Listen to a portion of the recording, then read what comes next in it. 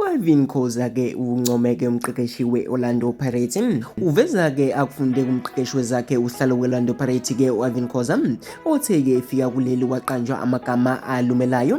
Ibucks ke ithusa abathandi bebhola ke memezela UJose Riveiro ke njengomqeqeshi wayo omusha. Lo mqeqeshi ke odabuka eSpain ke uthe efika nje kuleli ke waphendulwa ke inhlekisa kuthiwa ke ubekhanda ke amapayipi akawazi ke lutho ke umsebenzi othinta ke ibhola. Lokho ke lo mqeqeshi ke usevale ke abaningi imlomo ke njengoba iBucks ke idlala ke ingcwenga yebhola. Ngaphandle kwalokho ke ngesizini ke yakhe yokuqala uRiveiro ke unqobe izinkomishi ezimbili ke okuyi-MTN neNebi Cup ke laphana.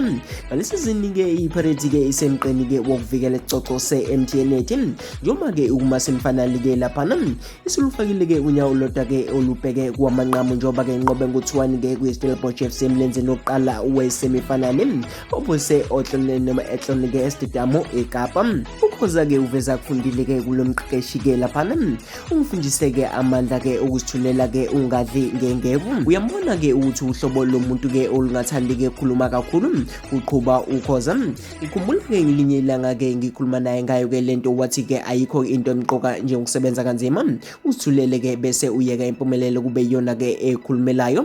Usebenza kanzima ke sithengeke ke ubone lokho ngoma ke unendlela ke asebenza ngayo ke akakuvumeli ke ukuhluthulwa ke nangabantu. Ngithokozile ke ngomsebenzi awenza la kwi-Orlando Pirates ke kusho uKhoza ovele izwele ke la wengane yakwethu.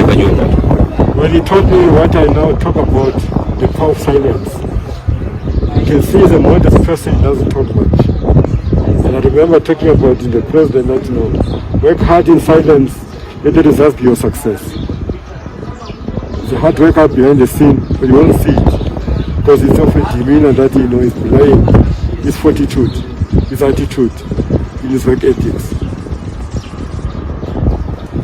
Ngenza kwethu yena ke laphana ke u-Irvine Khoza ke lo ephawula mina sengiphuma njalo ke ngiyintathele ibhola yaku YouTube. Ngombe uqala ke ubone video nomngena kule channel yethu ukulezele usubscribe.